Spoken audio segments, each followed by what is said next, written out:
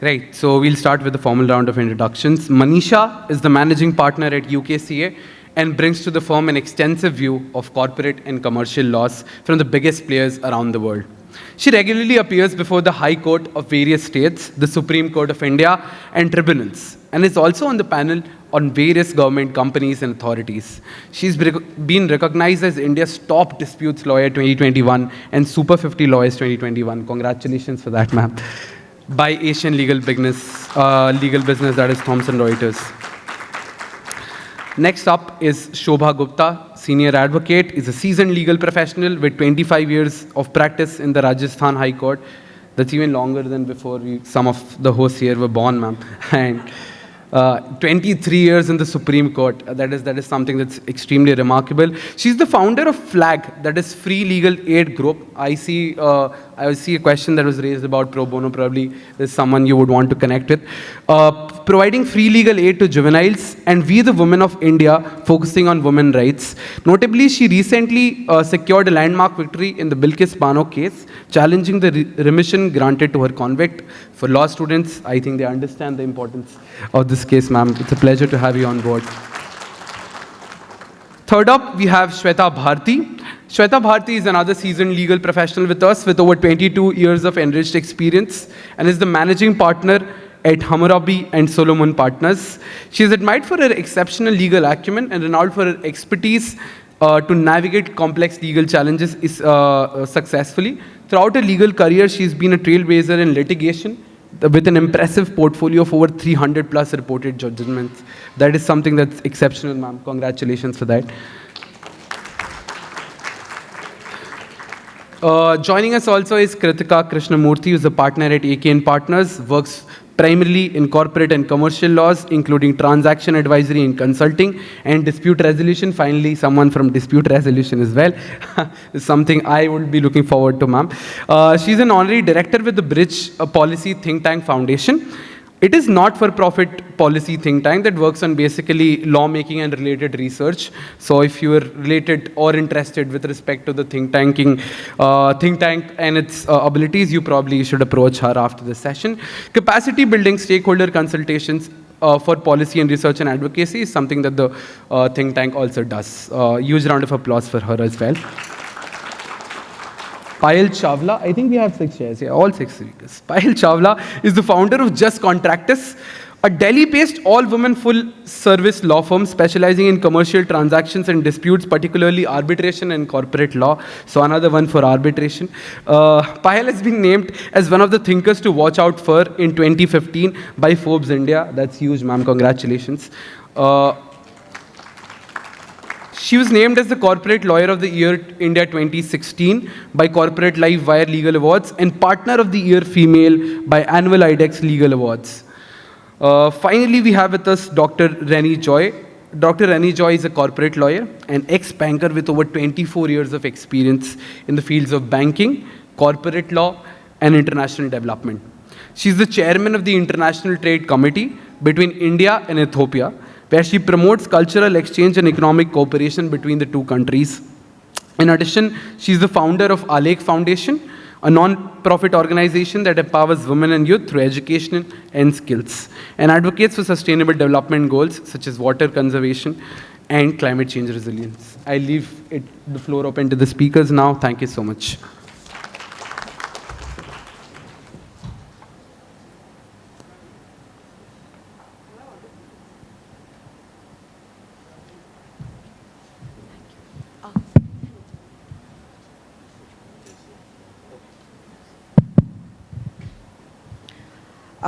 Good afternoon, everyone. Thank you so much for joining us.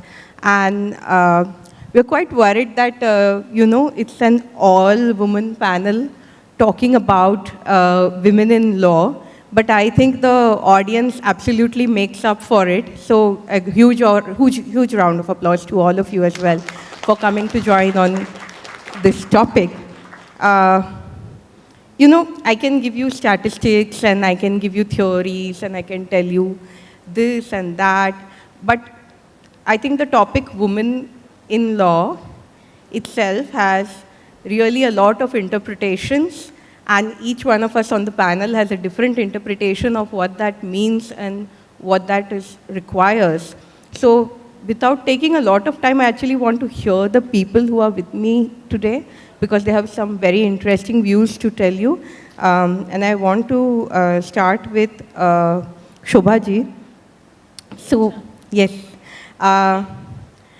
What is women empowerment in the year 2024?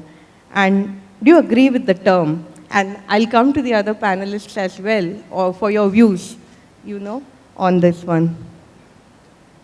Oh, we could have actually used to. Hello, everybody. Good afternoon. And I welcome all of them and all of you in the panel discussion. I didn't know that I have to actually open this session, but so be it. Now, women empowerment, these are empowered women, you can see. So possibly when you talk about 2024 and empowerment, this is empowerment. When you have 6 women lawyers, all lawyers, and all are doing good in their professional field. So this is a sign of empowerment. I personally do not believe anymore in talking about the subject of empowering women. Okay. I don't believe in the topic when we divide our society into 2 genders, not dealing with rest of us or LGBTQ right now. Like that's included, either man or women or otherwise. So in genders, let me correct it. To divide the society into genders, so to say, this particular gender is still to be addressed. Fortunately for us, the segment of the society we all belong to, who had the advantage of getting good education, reaching to good colleges, coming to a place like this to talk, or maybe entering into fields like law, we have been benefited with empowerment, each one of us. So I would wish to deal with this like that we have arrived. So each one of you who are women, and when we are addressing a particular subject, I believe start requesting people, okay, now let's stop getting into the bracket of that, oh, they are still to be addressed, or they are still to be taken to a place. Somebody has to become a provider for them. They are still looking for some gestures. I believe we have walked as a country a lot more ahead. We are walking in good direction. Maybe in some areas, there would still be room for much more improvement. But if you talk about a village, both the boys and the girls who have yet to go to a school would be facing possibly the same problem, that no good schools or no good education in terms of no good opportunity, no great opportunity greater than what they have already. So yes, an individual being a certain gender might suffer that in the given circumstances the person is in. That person can be a woman also. But yes, start as a society entering into the feeling, that positive, progressive feeling, we have arrived. We have worked a lot to bridge the gap.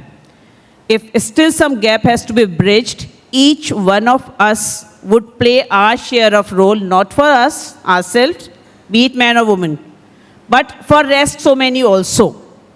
Even if we say at least 10 more, we would be inching towards that equal society which we are all looking for. Our Constitution wants us to have. The Constitution promises us to be that we all have the equal space in the society. I run an organization in the name of We the Women of India.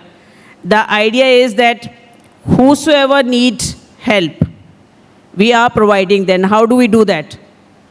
I always say information is the route to education. You provide the necessary information, that is an education, that fills you with confidence of knowledge of the things, and that would take you ahead. Now inch towards the success or the growth or the progress with knowledge as an informed person. And that's my idea of, empowerment. And that idea of empowerment applies to both men and women. So I do not compartmentalize my idea of empowerment to a particular gender. And this is how I feel it.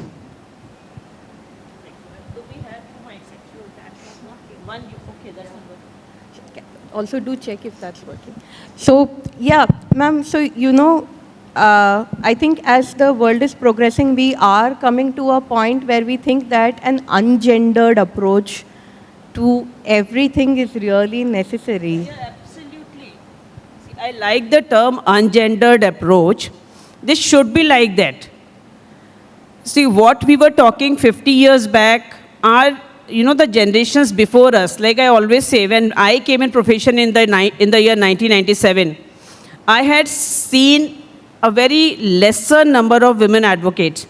But those women advocates had done amazing work in making the feet to be seen.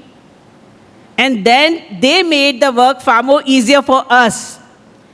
I can mention a name very easily, Mrs. Indra Jaising. Now, the labor, the work she has done, the path she has charted, it made things much more easier for us. Now, what we had to do, our generation, is to just stick to there. So when I came in profession, I keep telling to the younger generation, whenever I saw a young girl coming in, I would say, now you have come in the profession, please don't leave in between. Please don't add the number of women who came in and left after 3-4 years and not seen in the crowd around because she got married or something else. Men also get married. But they continue to be in the profession. So please, once you are coming in, add the number of the women who are continuing in the profession. Don't add the number who left the profession. So maybe we have to just keep charting the path. So, very interestingly, there is a statistics from a 2022 Reuters study that says that 60% of the women in law leave law between the ages of 35 to 55. And many of the respondents said that one of the things, that made them leave the profession was the work pressure and the rigors that the profession requires. We'll come to that though. Payal ma'am, women empowerment, do you think an ungendered approach is possible or necessary? I certainly hope there will be a day, but I, at the moment, don't think we are there. To me, what India looks like, the question that you had put to my very able colleague Shobha, who I have great admiration for, by the way, to me in 2024, and I think I can give you a real analogy, what the gender politics, to say, in India looks like, is represented by Shobha on the one hand and her client Bilkis Bano on the other. So, I mean, it's a, I don't need to repeat Bilkis Bano's story here, but it's, I think, also remarkable that we had an empowered woman like Shobha fighting for it. But those are the two ends of the spectrum, and it's something we must never forget. Remember, in Ukraine or any war situation, women are the first point of the attack. Remember today, in a country like America, which is perhaps the leader of the free world, we have a situation where Roe v. Wade has been overturned.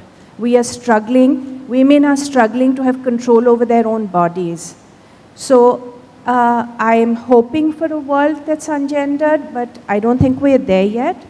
There is a lot of work to be done, a lot, and a lot of it requires women understanding that the misogyny exists. We have to be able to recognize, women have to be able to recognize where is the misogyny. It's in our homes, it's in our workplace, it's within the larger legal profession as well. It's for men to understand that, and a lot of work in terms of education for both men and women to be able to recognize the patriarchy. Yes, and I completely agree with Shobha. None of us, at least the empowered women that are sitting here, we do not want the sops. We don't want men opening the doors for us. We don't want the chivalry. but we certainly want equality where it matters. We want equality in our domestic workplace. We want the equality in our domestic workspace. We also want it in our professional workspace. We want it in courts. We want to be heard when we go to court by the judges. We also want men to be able to respect and not speak over us all the times, whether it's in meeting or in courts. So, yes, sir? Yes. So just to what ma'am has right now said, I'll give an example of what happened to me in a court. And it was only the judge was kind enough to listen to me. Now I am like 5'1" with heels 5'3", 5'4", and I'm standing in the middle representing one of the parties, which was the main party in a matter. Standing next to me on both sides are two towering men, young men, I mean must be in their late 30s, early 40s. And I am trying to make a point that had I made that point, the matter would have settled right then and there, and we didn't have to go on for about an hour's argument into it. But because they felt the need to, make sure that they are overheard, they kept on the top of their voice, my lords, but this, my lords, my client, my lords, till I got so frustrated because I was also, yelling on the top of my lungs, but it wasn't as strong as theirs. And I just had to keep my file like this and go why don't you just do what you're doing, because I could actually just make the point and finish it off. The judge saw me, and it's a male judge. Nonetheless, he goes hang on, what does the lady counsel have to say? Let's just hear her out because you guys are just not making any sense right now. I said 3 lines, blah, blah, and blah, and the judge is yeah, that's sorted right there then, right? Next date. And I was dude, we could have done this at least half an hour, 45 minutes ago, had you had the respect to let me make a point instead of just because you think you're towering physically and you think you can be louder than me, you want to just make a point. So that point of women lawyers getting that due respect in courts, either from the bench or from the bar, is very, very important for all of us even today.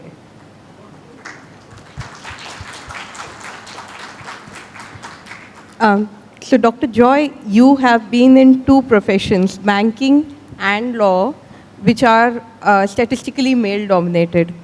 What do you think? How has been your experience, and what do you think women professionals need to know to make a mark for themselves in these fields, and what is it that makes them exceptional? Yes, you're correct. Banking and law, somehow, having worked in both the sectors, I do feel the approach in the working environment is about the same. I started off as a young trainee in one of the MNC banks years back, and I still remember that when you entered as a trainee, the entire office would be very welcoming because they think you're the kid around. They don't expect you to have an opinion. They do not expect you to have a thought which can be more intelligent than them. And as you step up the ladder, you become the biggest threat to your competitors as well. Because they thought that you will never climb up the ladder because of the sheer reason. And I was in a sales team of the bank where it was predominantly male-dominated. The only people around probably were the telecallers were the female, and I was the only woman with the male-centric thing. They would have this hustle-up discussions on their own where you would be sidelined. And then when you rose up to the ladder, then the question came that, oh, she doesn't deserve it. Not because, your numbers don't speak for you or your quality of job doesn't speak for you. But what I learned over there was that sometimes to prove your worth there, you have to not do the 100%, you probably have to do the 120%. So a bit of extra work, extra learning, get over the curve a little faster than all of them. Then they look around and say that, okay, yes, you have it in you. So probably it was deserving. So that is one of the lessons that I got, and thankfully very early in life. You have to take everybody along as you're working. You have to, if you rise up to the event, you also become representatives of some of the other women working along with you. And because I stood up against so many men at that time, I didn't request them to respect me. It was given that the way I behaved I deserve to be respected. And I think the entire profession was driven from the perspective of that equality comes when you're also respected for what you do.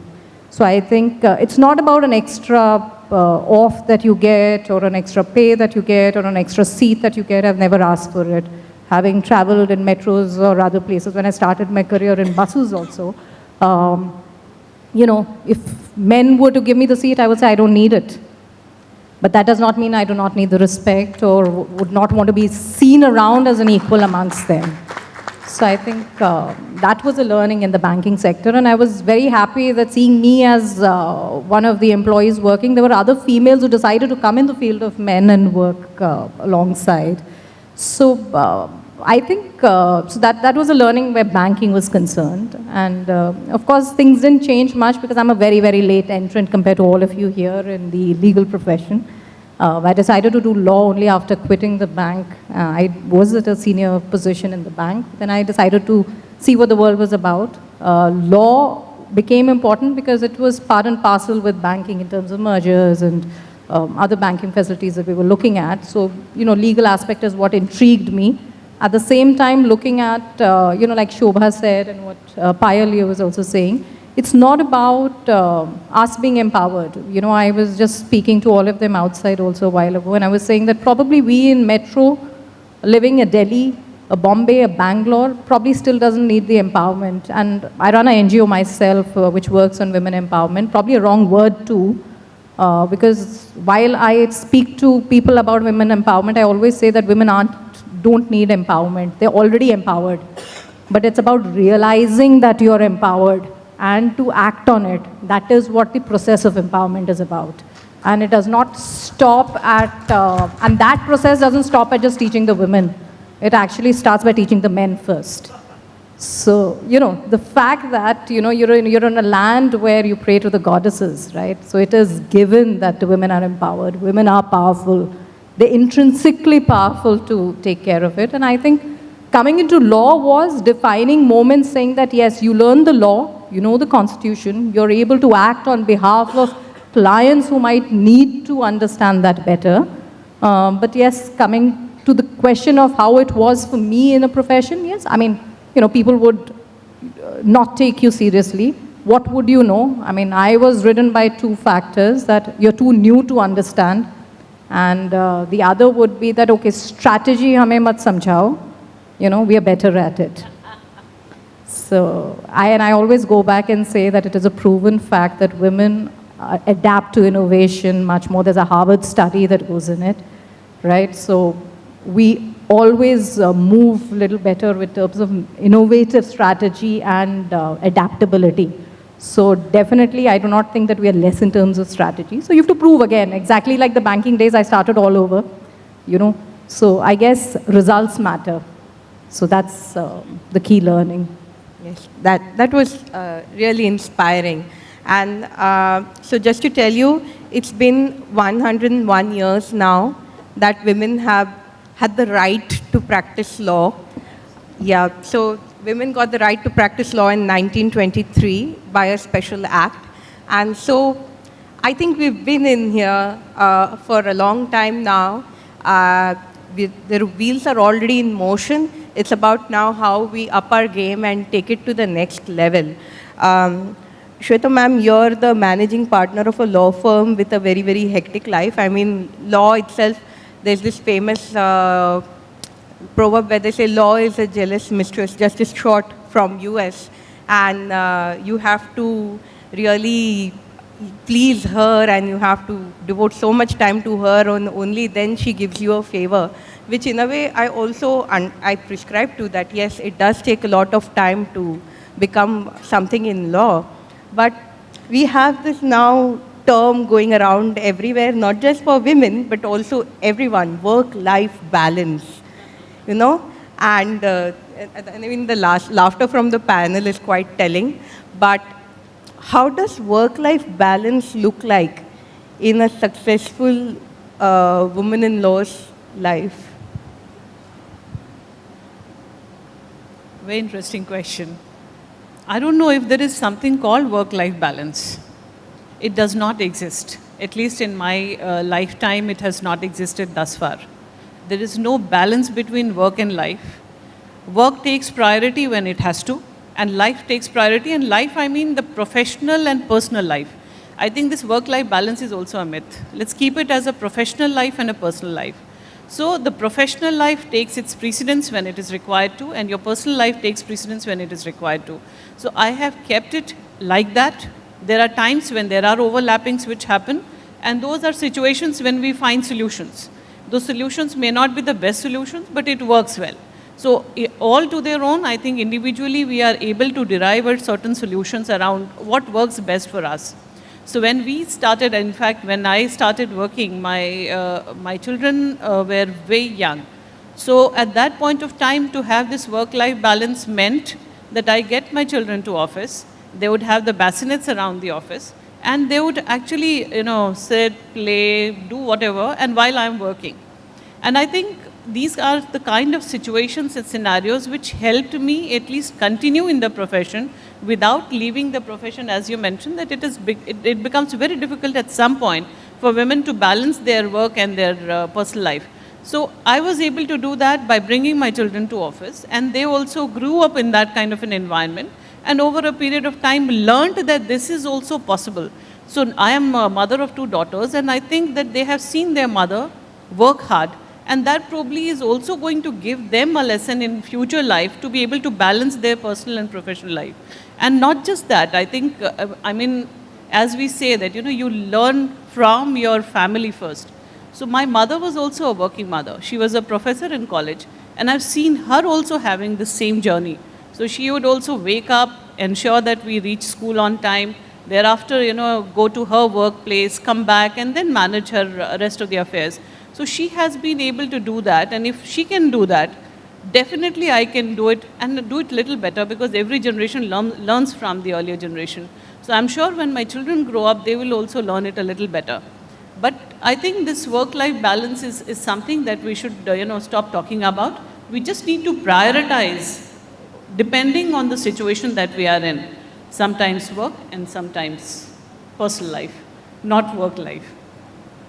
But and I would want to contribute to whatever the others have said about women empowerment. I think this term in itself is a little concerning for me in 2024 when we are talking about it.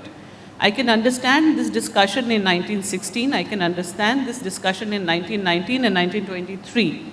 But in 2024 also, if you have to talk about women empowerment, I think we have definitely failed as a society, because women have always been empowered. Do we talk about men empowerment?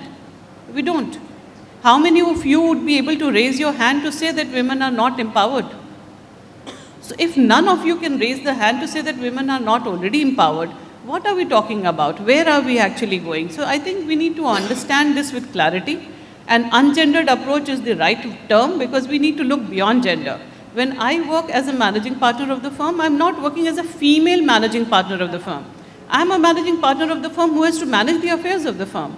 So I think it is important to look beyond our gender. I think we have evolved much beyond, and we have to continue this process, this journey, so that our next generation is also equally or more empowered. They are able to take things more in their control than what we have been able to do. So I think that is what we need to focus on a little bit more. Manisha, yes, I was coming to you. If I can pass her a mic. What is your version of work-life balance in this hip world of TikTok and, videos, reels on how the lazy girl approach and whatnot? No, there's no lazy girl approach for sure. There cannot be a lazy girl approach. I don't know what my associates sitting there are going to believe about me. I do believe that there is a work-life balance, though I do believe in the terminology used, that it's a professional life and a personal life. And they do intertwine somewhere, and they do overreach into each other's space. So to clearly demarcate in a profession like ours might not be possible. However, it is possible to prioritize. But having said that, you have to prioritize yourself first before you prioritize work. I do not think that anything in the world is more important than yourself and your family. And nothing should take precedence, not even work. No amount of money is going to bring back the joy that you get from being with family and friends and being healthy yourself. Having said that, no amount of only having family and friends is going to give you any joy if you have no money to spend on them either. So that's the balance each one of us has to maintain for ourselves. For somebody, it might be working for 5 days. For somebody, it might be working for 3 days. Somebody works a certain hours. What you do is your own situation, and it doesn't necessarily have to apply to each one of us similarly. It has to be, for each one of us, it's as what it is for them. Having said that, now just coming back to, again, women empowerment and a situation like that, I'm a younger generation, right? I like to believe that. There are people here much younger than me as well. But from a millennial point of view, I do believe that even now there are not enough avenues for women.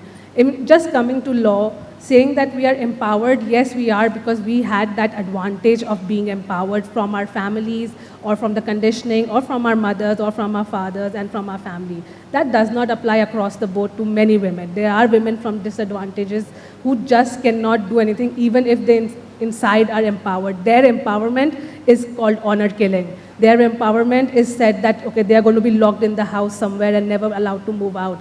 Their empowerment could also be that they are not even allowed to pick up a phone and call for help.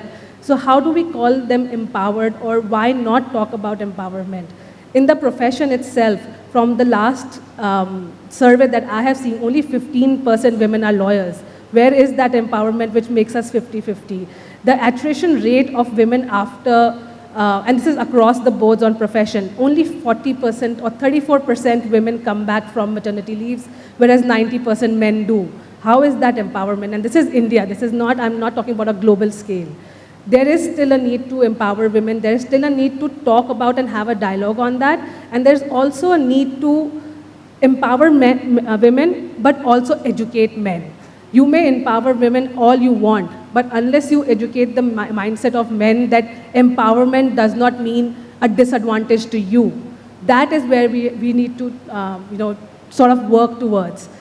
Right now, I see that, oh, women don't need empowerment, or women don't need this and that.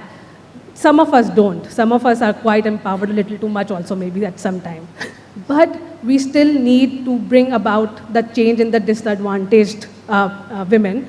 And all men across the board need to understand that that feminism or feminist approach is not a bad term. It's not a fundamentalist term as such. All we are asking for is an equal base and equal opportunity to understand that all of us, when it comes to our mind at least, are equal. That's all that women need as of now, at least in the professional realm. Yeah. So, yes. I think just one thing that I'd like to add to what Manisha said, I think it's incorrect to see ourselves as empowered versus women that are disadvantaged. What you have, when we talk about equitable terms, you have to see parity within apples to apples. Am I empowered vis-a-vis my colleagues around me? That's the equity that you have to look at. Many of you may not know my journey, but I don't think that I fall within the disadvantaged category, but there has been workplace harassment, in my case, which I took the battle all the way to the Supreme Court and lost. There has been inequity even in my personal space. So when we talk about women empowerment, you can't look at women versus those that are disadvantaged, because that you would have even within the circle of men. What you have to look at is a parity amongst the peers that you're standing against. So this is the one point that I wanted to make. Well, coming to you, ma'am, you are famous for running an all-woman law firm, and I'm sure it must have a very interesting backstory to it. What made you take the decision that I want to run an all-woman law firm? Yeah, so like all journeys are very personal. I had which I just mentioned, a legal battle that lasted 8 years with the lawyers that are present here on a Section 11 petition before the Supreme Court. which I lost after 8 years. I'm also a single mom, so when I decided to take on a big corporate, I didn't, as you can imagine, have the avenue to go back into corporate life. I had no option but to start a firm of my own, because employment opportunities had just dried up, because that's the nature of the animal that it is. But when I decided to start my journey, I also had a very young son to whom I had to go back to at a particular hour of the day or the evening. So I used to shut my office at 6 p.m. And at that time, I had wondered how many men would be willing to work for somebody who shuts office at 6 o'clock in the evening. Would they even take me as a serious law firm, or they think this is some sort of, fly-by-night operation and, people are working here for the whim of it.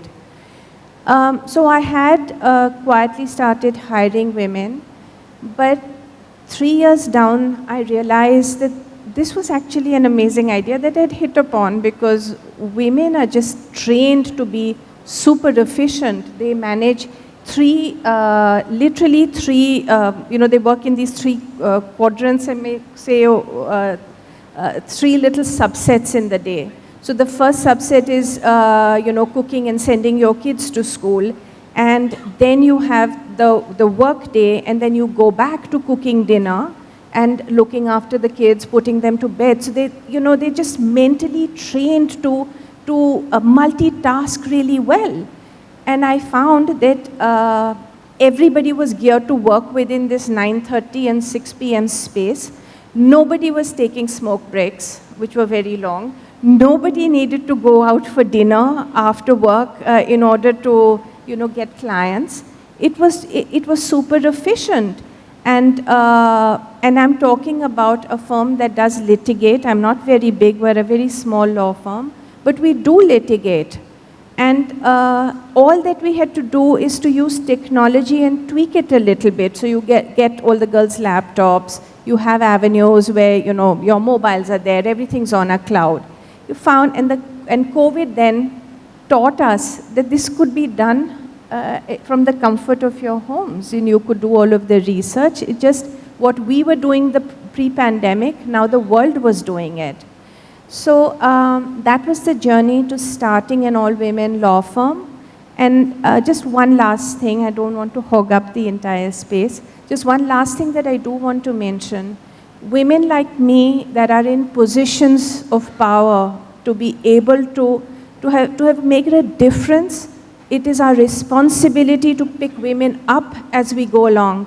It's not the responsibility of men to do it. Of course, we have, for all the men that are feminists, we need your support, but also for women in positions of power to be able to make that difference.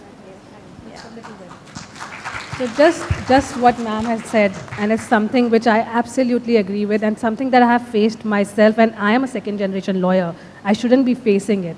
But nonetheless, you will see women in power, and I'm sorry that I have to say that about my own gender, but women in power, when they reach a certain position, when they join the men's club, a lot of them shut down. They will shut down and make sure other women do not come up. It's competition, or it's not the right amount of, or I might be disadvantaged because I as a woman have reached her, let her work her way up. That's not how it is. Men don't work on that mentality. There is mentorship and sponsorship in men from the first year associate till the partners. Partners themselves are always in touch with each other. Women, on the other hand, feel like, she's a threat. She might just take my position. That is a mentality amongst women that we need to stop. We need to maybe not form a women's club, because that would be, again, an ideology which I don't really abide by. But we women need to bring up other women and not stop and think that, oh, look, I have reached this position, you need to work your way up. Yes, they do, but can you maybe give them a helping hand? A lot of women need that helping hand, that encouragement to say that, listen, now is the time for you to rise up, and I am here standing by you to make sure that you're in a safe environment doing that. Yeah, I mean, Manisha, you know what? I was talking to women entrepreneurs last week, and I'll just add a little bit here and move to my next panelist, I told them, and the group was very different from this one, so bear with me, my dear men. It was all women entrepreneurs. And I said, look, we are alone in a closed room today, so let me tell you a little secret. All of us sitting here, actually, are very used to sitting at boardroom tables,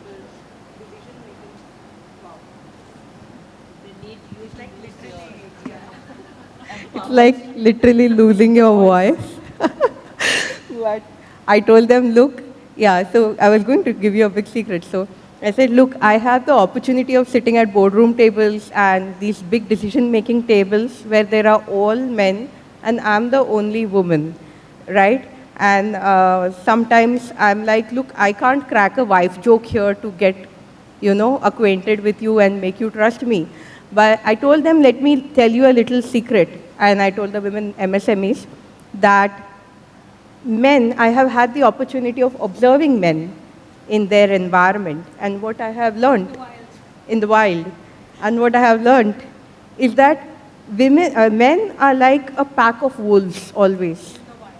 Yes, yes. I like animals, okay? I'm not calling you wolves. I'm just saying that they're like wolves, okay? They communicate a lot and they give information to each other quite a lot. And so just cutting it short to the way I was saying, adding to what you said, maybe we need a tribe. Let's make a tribe of women, lawyers, and support each other. But Shobha ji, what do you think? You have people in the crowd today, and we have this topic, women in law. What is that motivational thing that you want to say, you think that will support, this entire discussion that we're having? I have always a very, very, very serious reservation, with all due respect to all. When we start compartmentalizing, and we end up doing that. So much so we say we are not going to segregate, we are not going to gender, having an ungendered talk. We somehow ending up, reaching there only. How to do that? If today, and please don't get me wrong at all, this is a very constructive discussion we all are having. When you're hearing each other, it is always a food for thought. And our all efforts are how to improve us more, to be better and better day by day, second by second. And this is what we have learned. I always say in my office to my juniors that every minute, every hour, keep judging yourself, be it man or woman. Are you improving? Are you the same person you were there half an hour back or 1 hour back? Have you improved as a professional? By reading, when I joined law and I have to just prepare a revision petition in Jaipur High Court under Order 6 Rule 17 CPC. Most of you must be knowing it, okay? So I thought I'll just run through. I have drafted some 10 or 15 revisions on Order 6 Rule 17. My senior said, hold on, read the section again. Each time you read, you would be knowing the section more. You are going to read as a older professional. When you read it last time, you might be 10 years and 2 days. And today you might be 10 years, 14 days. So whenever you are reading the section, whenever you have to work on it, read it again. Continue to be the student. Never allow yourself that liberty, oh, I know it. Whatever you might be knowing it, you are knowing it for the moment before. For this moment, read it again. For this moment, research again. For this moment, read the latest position of law. There might be a view taken by any judge sitting somewhere and, that might be helpful to you. So, see, it's women in law, I understand, because that was not the subject which was taken by women as their regular subject. Now, do your mind think differently? Do you read what is your name kind of English differently as a woman or a man? Do you say it differently, my name is Shobha or my name is Ram, differently as a man or a woman? No. The English means the same to you. I read the law book or you read the law book as a man, it would be same. Now, why can't my mind and your mind actually have the same interpretation? I have a better interpretation. So that should always be subject to what brain you are. How much you are working on your brain. One line I always say, be extremely, extremely tough with yourself, even when you are a cleaner. So whatever work you want to do, be extremely tough with yourself. Never be liberal with yourself. Make sure you are the best benter of yourself. If you are your best benter, you would be your best mentor. And you would excel. Nobody can stop you from excelling. If you have to finish a file, don't sleep. And don't sleep means don't sleep. If that means you had to finish a file and you could not sleep 3 nights, so be it. Even if you are in favor of 104 and you have to appear tomorrow, please do appear. Don't let the client suffer because you were suffering because of your medical illness. These are the conditions you have to put yourself in. The gender does not come in the way. Shred it off from your mind. Unless you women start doing it, men would not do it. And that's why I always say, empower yourself. Once you are empowered, tell yourself you are a person who have learned this subject, you can excel in it. Gender does not matter, quote unquote. Live that. And this is Women in Law for me. Thank you.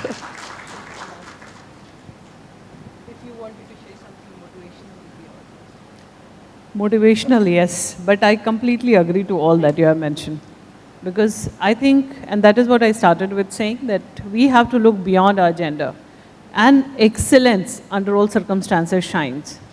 I have so many of my women colleagues and I don't see them to be any less than any men in the organization. In our organization, we have almost a balance of 50-50 in terms of men and women. And that brings about a certain amount of inclusion and diversity. There are different approaches with which women work, vis-a-vis different approach at which men work. But ultimately, what really shines is excellence.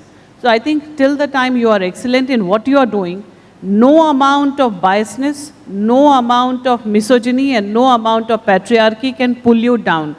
Because excellence will shine under all circumstances. And in today's time, there are a lot of ways to actually show your excellence. We have, and in the journey of the last 22, 23 years, we have had multiple occasions of misogyny, multiple occasions of patriarchy that we have seen. But, and the clients when we are, initially when you used to deal with the clients would look beyond me to look for who's the man counsel who's going to argue the matter. So we have seen all of those times as well. But those times did not deter us. Those times only made us more strong. It made us only more resilient, and it made us more strong to be able to come out and shine. So I think that is what is the bottom line that we need to do. Say to everybody who is sitting here is, excel as a lawyer, whether you are a man or a woman, it does not matter. That is the only one. Can I just add one line? See, I started my practice in 95. I come from a place like Jaipur. I've never seen a lawyer in my life before. So it's not as if I've come from a background where I have seen lawyers wearing this uniform and, I don't come from that kind of strata of society. A very, very basic where, you are studying, doing regular studies and other things. Yes, my mother is a rock of Gibraltar. I've never seen a much more empowered woman than her ever in my life. And I don't think I can ever become like her. But the point is, despite that background, like I've not seen lawyers, I've not seen big things, the fact remains, I've never seen discrimination, never suffered discrimination ever. Nowhere. I worked in Jaipur High Court, I worked in Delhi High Court, I worked all courts of Delhi, I worked in Supreme Court. I've never, ever suffered any kind of misogyny. I've never suffered any kind of discrimination. Never suffered a chance not to be given to be heard. So when you are not getting a chance, and my dear, I really wanted to tell you this thing. I feel bad when a woman say that I was not heard. If you are not heard, if you have a taller person, be it a man or a woman, a more stronger, much more bulkier maybe, just raise your hands, say even I want to make my point whenever you find the time for me.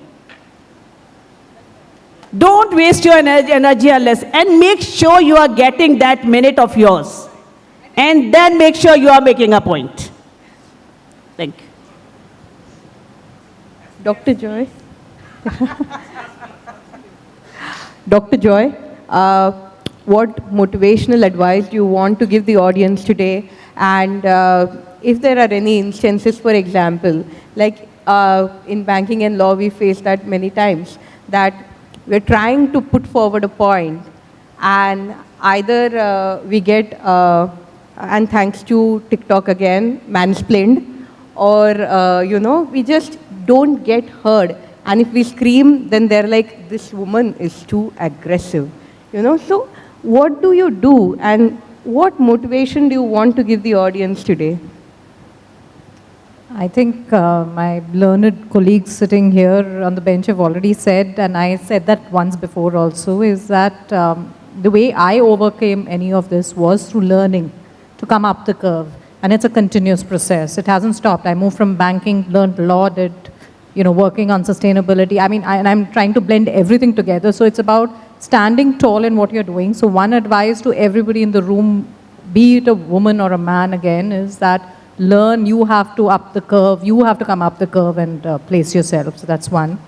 And to not being heard, I've had the moments too where men would raise the voice and do so. I mean, I mostly approach the topic by very calmly, because that is what disturbs them even more, because when they are agitated, if you're calm, it takes on them. So you just approach them and say that, by shouting the loudest, you're not going to be correct. So once you've done, probably I'll speak. And if it's anyway a matter of who can scream the loudest, then we can try that as well. Maybe I'll only win. But I'm sure you don't want to approach that. So I guess you can still put across the point.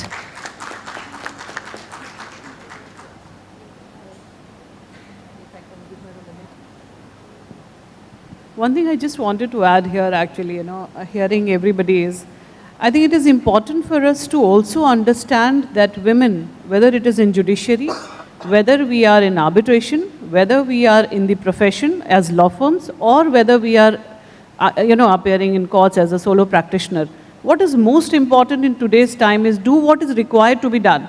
And that is whether it is about being excellent in your profession or also about networking, because most of the times what I see, especially for women, is that we shy away from networking. We are not there at the place where it is required to be.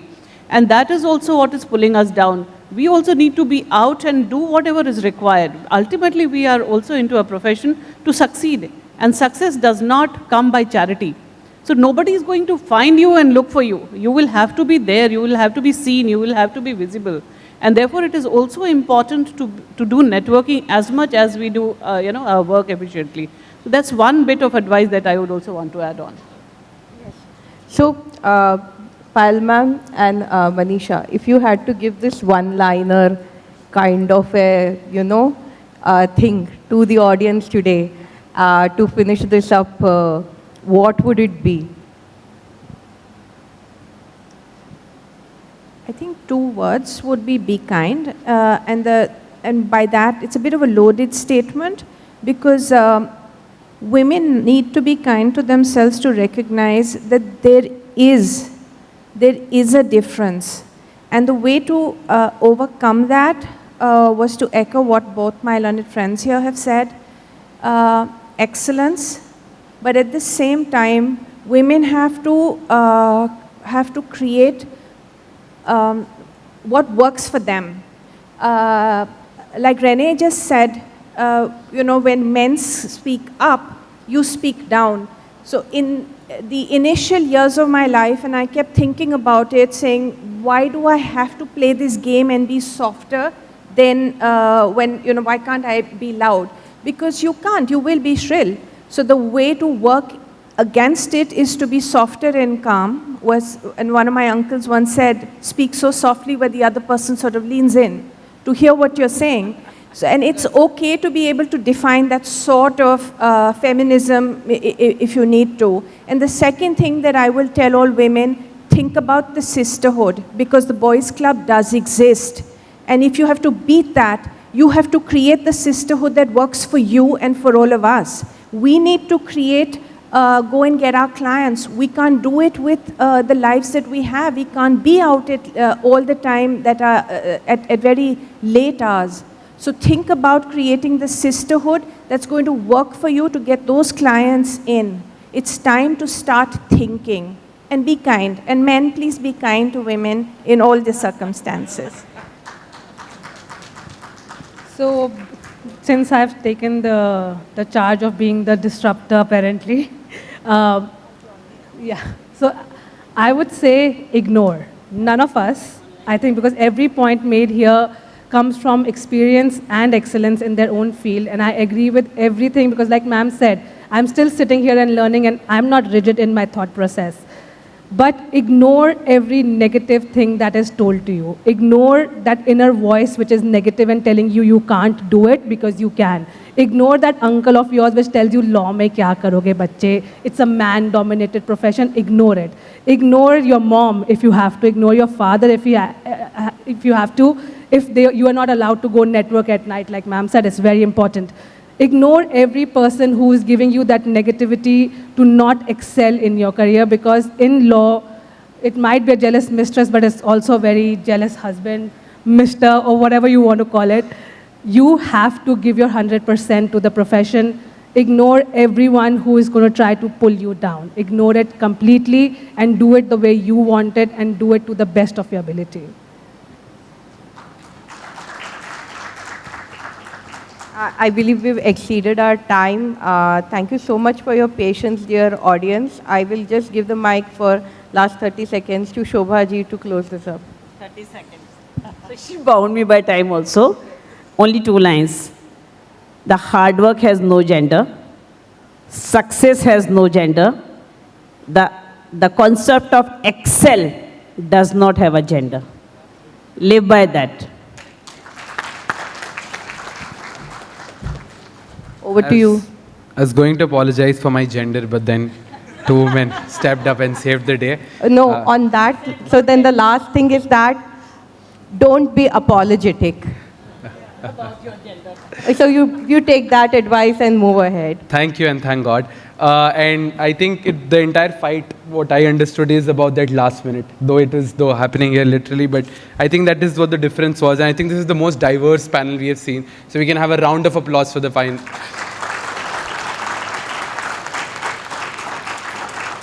Thank you so much. That is really, really enriching. And I think the concept of empowerment is not about fixing women, it's about fixing the system. We can please have our mementos now, and please stay back for the group photo. Thank you.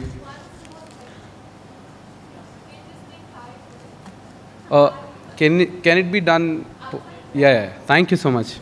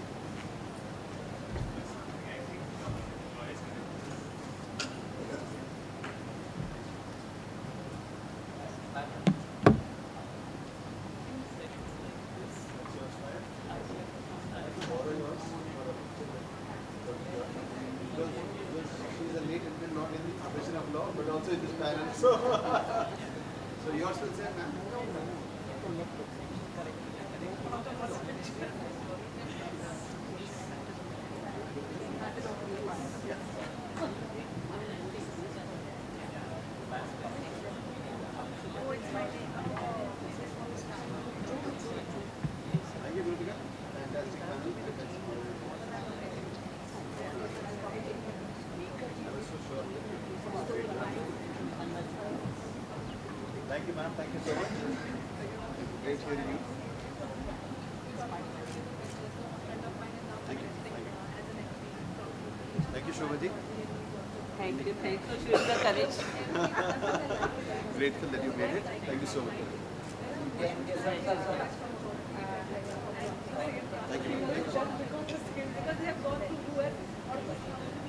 And there is a bag there. You could just slip it in.